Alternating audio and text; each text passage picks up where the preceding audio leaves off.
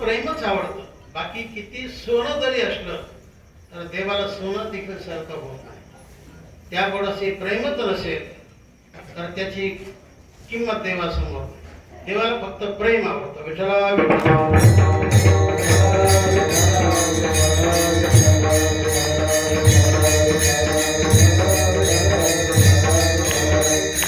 इथं महाराज म्हणतात गुण गाईन, काही ठिकाणी नाम गाईन. तुझे नाम गाऊ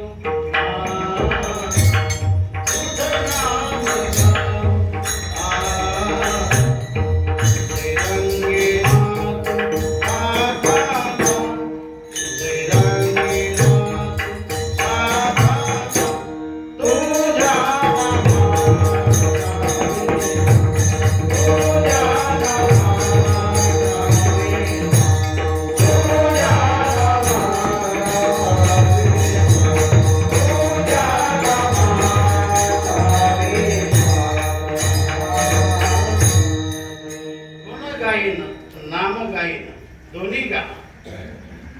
इथं गुण गायन देवाचे गुण अनंत आहे. अनंत मानती माझी या स्वामी ते अनंत गुण त्यात म्हणून या. गुण देवाकडे अनंत गुण आहे. आपल्याकडे नाही तसं नाही. आपल्याकडे एखादाच गुण पण माणूस किती टाचावर करतो, गलतच वागतो. गुणाचा अहंकार येतो, ज्ञानाचा अहंकार येतो माणसाला. अहंकार करू नये. अहंकार केला की तिथं माणूस गेला. विठ्ठला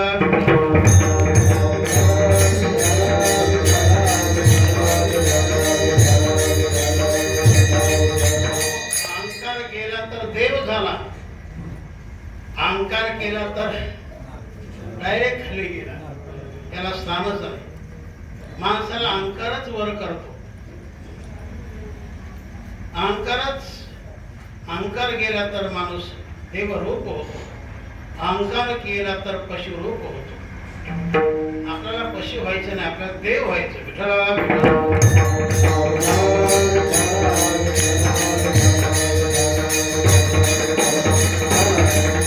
देवाकडे सगळे गुणच गुण आणि सामान्य जीवाकडे सगळे अवगुणच अवगुण. माणसाकडे गुण असावा, अवगुण नसावा. जगामध्ये गुणवानाची पूजा होते, जगामध्ये अवगुणाची म्हणजे याचा धिक्कार केला जातो. अवगुणाची कधी पूजा होत नाही. नेहमीच जी पूजा होते, नेहमीच जो सत्कार असतो हा गुणवंताचा असतो. विठ्ठला विठ्ठला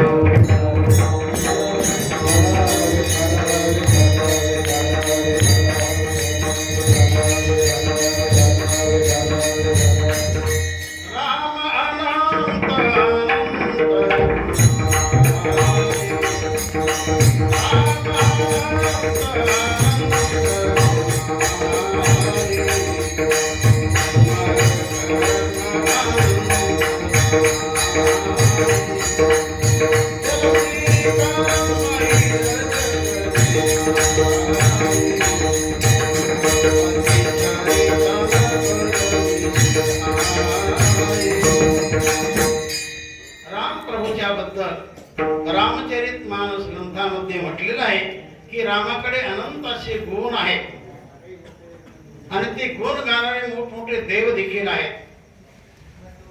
सरस्वती जिथं प्रभूचं गुणगान करत आहे. शेष शारदा वेद पुराण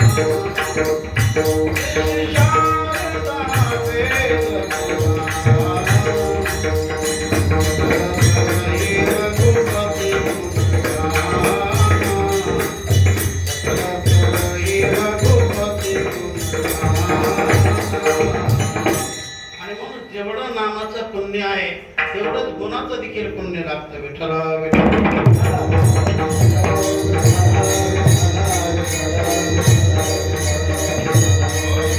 आणि म्हणून माणसाने आपलं जीवन गुणी बनावं, अवगुणी बनू नये. नेहमी गुणात असं गुणाचं चिंतन करावं. शक्यतो काहीतरी गुण अंगी असावेत. काहीतरी कला अंगी असावी, म्हणून शिकल्याविना कला नाही, गरिबीने बोल बाला नाही, आणि म्हणून या लागी जगी कला घ्यावी अवश्यच. जगामध्ये सर्वांनी काहीतरी कला प्राप्त करावी, कारण त्याविना जगामध्ये त्याला स्थान मिळत नसतं. विठ्ठला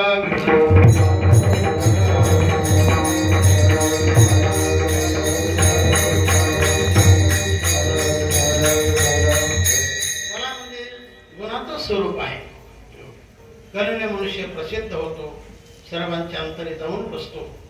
कलाही माणसाला रमवते, कलाही माणसाला आनंद देते. आनंद देणारी कला असावी, पापात घेऊन जाणारी कला नसावी. विठ्ठला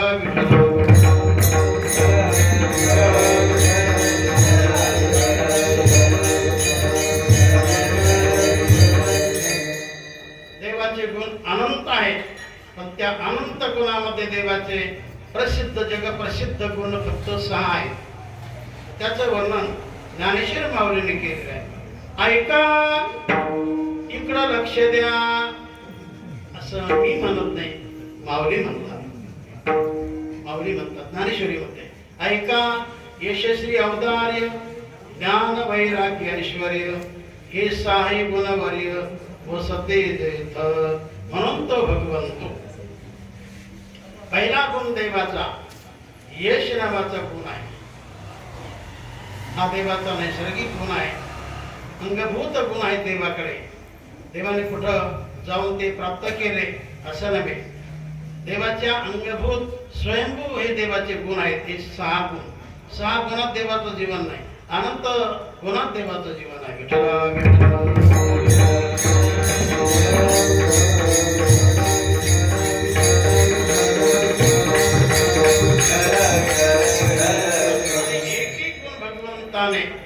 आपल्या भक्ताला वाटप केला, वाटप केला देव मोकळा झाला असं नव्हे. देव कधीच मोकळा होत नाही, कधीच मोकळा होत नाही. सदैव देवाकडे यश असते, सदैव देवाकडे ज्ञान असते, सदैव देवाकडे उदारता असते. हे 6 गुण घेतलेत ना. हे 6 गुण भगवंताने हनुमंताला प्रदान केला, हनुमंताला दिला. हे शथोर विना मारुती, विभीषण केला लंकापती, अवतारे देवने करना हाती, कीर्ती दिगंती भाकरी, ज्ञान उपदेशना चतुरानन, ऐश्वर्य वाढविला अर्जुन, वैराग्य शुकाते बोधुन, ब्रह्म सनातन पावविला. हेच गुण भगवंताने हनुमंताला दिला. आणि म्हणून जो कोणी मनुष्य आपल्या जीवनामध्ये हनुमंताची साधना करील, मनपूर्वक करील, लक्ष्यपूर्वक करील, प्रेमपूर्वक करील, त्याचं जीवन मात्र सदैव यश प्राप्त असं राहील.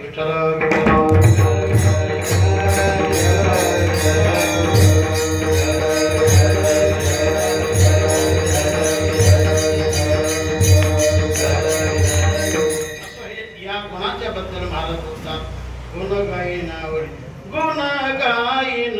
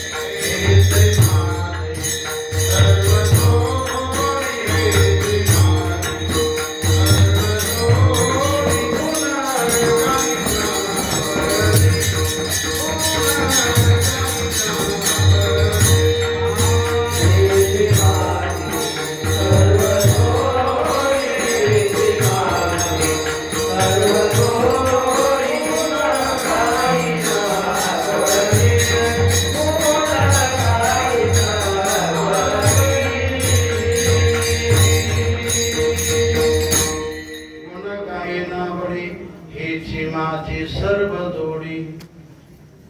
तर तुमची गुणगाणे हीच माझ्या जीवनाची खरी जोड हेच माझ्या जीवनाचं खरं सार आहे. तेव्हा भगवान म्हटले, तेव्हा महाराजांना म्हटले,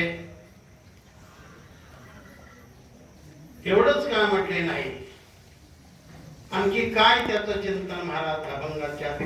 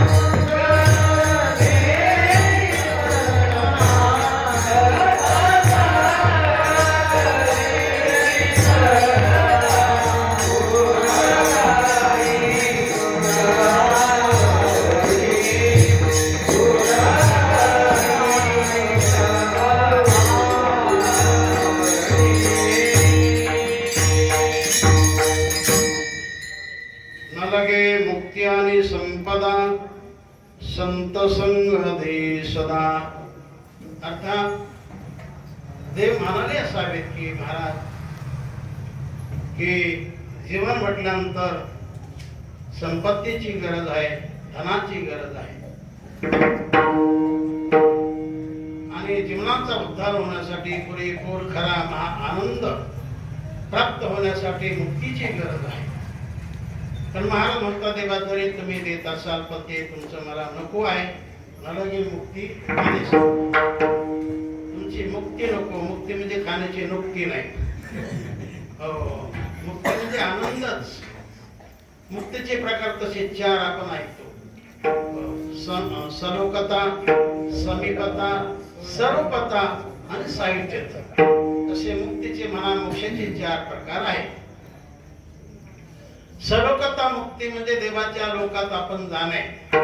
भगवंताचा लोक कोणता आहे की ज्याचं नाव वैकुंठ असं आहे, की ज्याच्या पुढे कोणती गतीच नाही म्हणून त्याला वैकुंठ म्हटलं. सगळ्या गती जिथं कोणतीच होता म्हणून त्याला म्हटलं वैकुंठ. हे सहजासहजी प्राप्त होत नाही. याकरता जीवाचं राम करावं लागतं, फार मोठं तप करावं लागतं, तर ते प्राप्त होतं. आणि म्हणून चिंतन तुकाराम महाराज सांगतात ना, वैकुंठा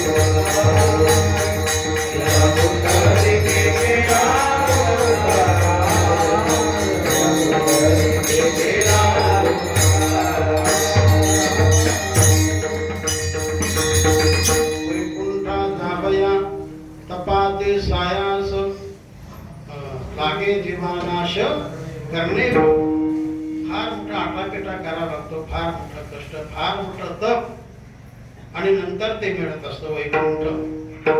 तर त्या वैकुंठामध्ये आपण जाणे याला सलोकता मुक्ती म्हटलं.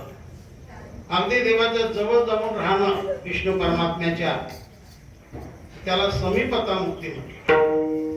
आणि जसं देवाचं रूप तसं रूप आपल्याला प्राप्त होणं, तसा देव तसं आपण दिसणं, स्वरूपता मुक्ती. आणि प्रत्यक्ष देवच होऊन जाणं ही सायुज्यता मुक्ती. विठ्ठला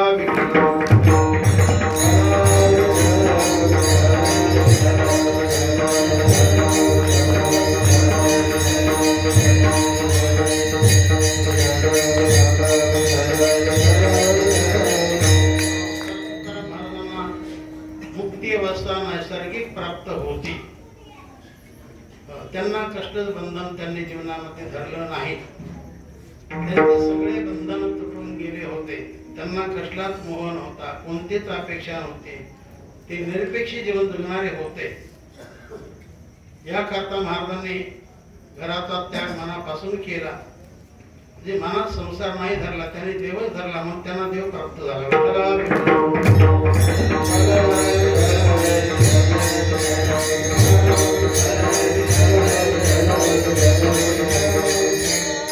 तेव्हा महाराज म्हणतात, न लगे मुक्ती न लगे संपदा, तुमची संपत्ती नको देवा.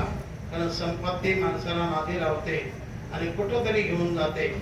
बरेच लोक असे आहेत की त्यांना दुर्व्यसन करतात आणि ते धन त्यांचा म्हणजे विनाश करतात, त्यांना पत्तार नेतात. असे माणसं जगामध्ये रगड आहे.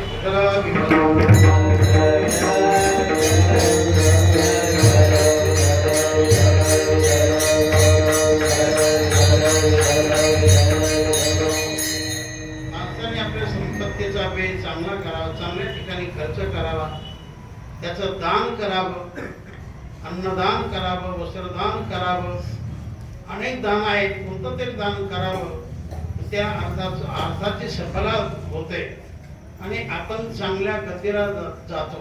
असं म्हणतात ना, जोडून या धन उत्तम व्यवहारे उदास विचारे वेच करी, उत्तमची गती तो एक पावेल, उत्तम भोगेल जीवखानी.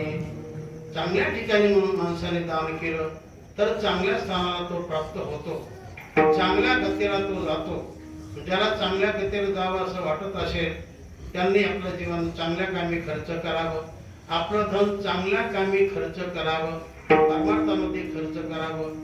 देवाच्या वारीसाठी, संतांच्या वारीसाठी, गोरगरिबासाठी, गोमातेसाठी धन खर्च केलं तर त्याला उद्धार असतो, त्याला गती असते, त्याला उच्चस्थान असतं. नाही केलं तर त्याचं अधःपतन असतं.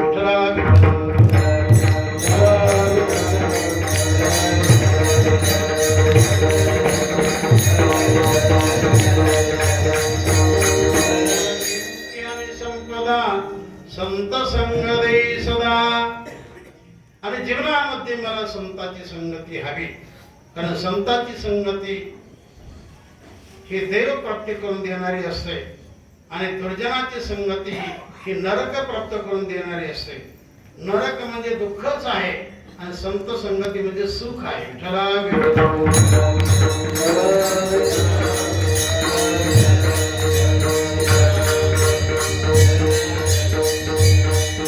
जीवनामध्ये कबीर महाराज होतात ना, संगत संतन की कर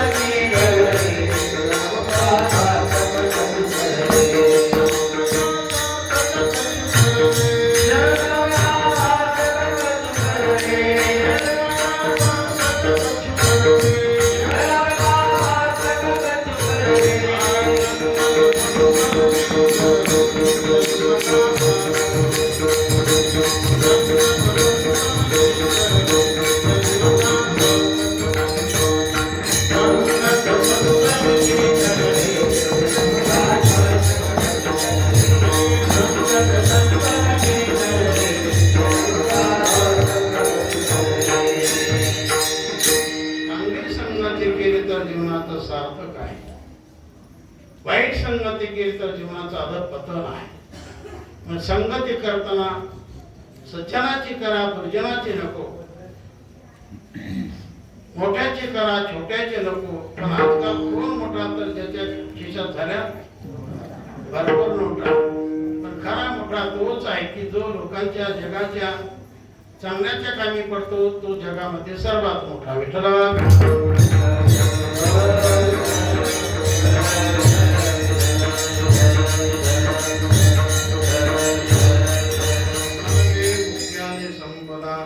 संत संग दे सदा, गुण गायना बडे, हेचे माझे सर्व जोडी. विठोबा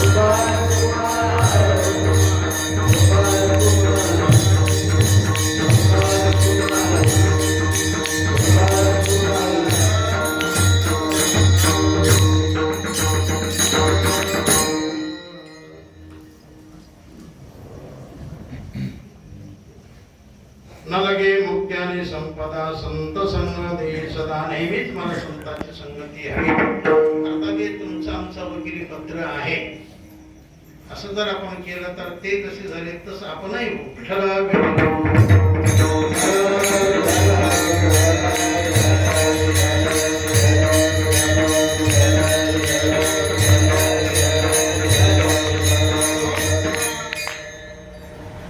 भगवंताने सगळं ऐकलं. ठीक महाराज, तुम्ही म्हणता संतांची संगती, नरके मुक्ती आणि संपदा, संत संग दे सदा. तुम्ही म्हणता मुक्ती आणि म्हणता की संतांची संगती मला द्या. मग एवढं झालं तर बास म्हटलं. मग तुम्ही तरी मला खुशाल गर्भ असायला घातलं तरी चालेल असं माझं शेवटी. तुका माने गर्भवासी, तुका माने गर्भवासी, तुका माने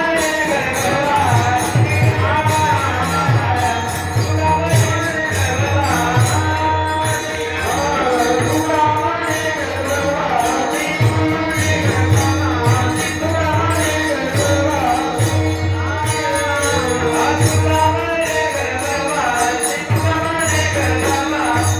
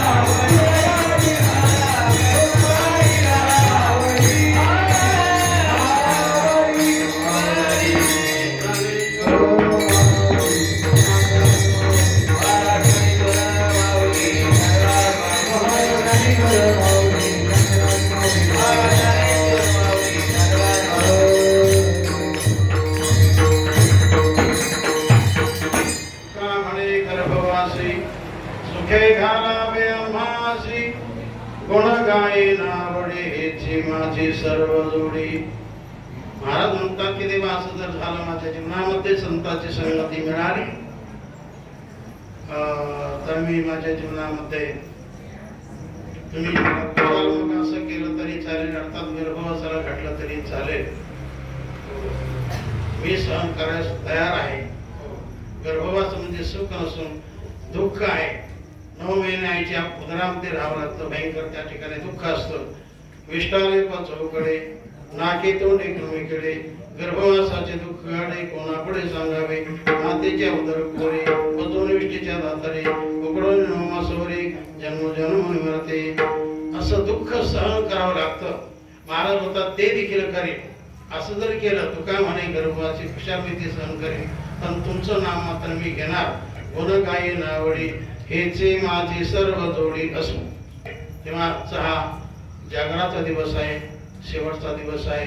उद्या ठिकाणी या ठिकाणी काल्याचं कीर्तन होणार आहे आणि कार्यक्रमाची सांगता होईल. उद्या ठीक 10 ते 12 असं कीर्तन होईल. तेव्हा उद्याचं निवेदन नंतर करू. तेव्हा ही झालेली सेवा भगवंताच्या चरणी. आणि एक राहून गेलं की ज्यांची कथा आहे, वाल्मिकी महाराज आपल्या परिसरामध्ये राहतात, कोथळीला राहतात आणि आळंदी क्षेत्रामध्ये त्यांनी अभ्यास केलेला आहे. भागवत कथा करतात आणि बऱ्याच ठिकाणी ते योग घडून आणत असतात. भंडारा डोंगरावर दर्शन ते सत्ताही करत असतात. तसं त्यांचं जीवन चांगलं आहे, व्यापक जीवन आहे. पण काय आजारी पडले नाही तर आज मला देखील योग होता त्यांचं कीर्तन ऐकण्याचा. मंडळीने मलाच आग्रह केला किंवा त्यांची अपेक्षाशी त्यांना पुढच्या वर्षी आपण सेवा देण्याचा प्रयत्न करू बरं का. तेव्हा ही झालेली सेवा सर्व संतांच्या चरणी, गुरुजनांच्या चरणी, आदिशक्ती मुक्ताबाईच्या चरणी, सद्गुरु जोग महाराज, इंद्रजी महाराज, जगन्नाथ महाराज आदी करून सगळं संतांजन या सर्वांच्या चरणी सेवा अर्पण करतो. आणि या ठिकाणी सेवेला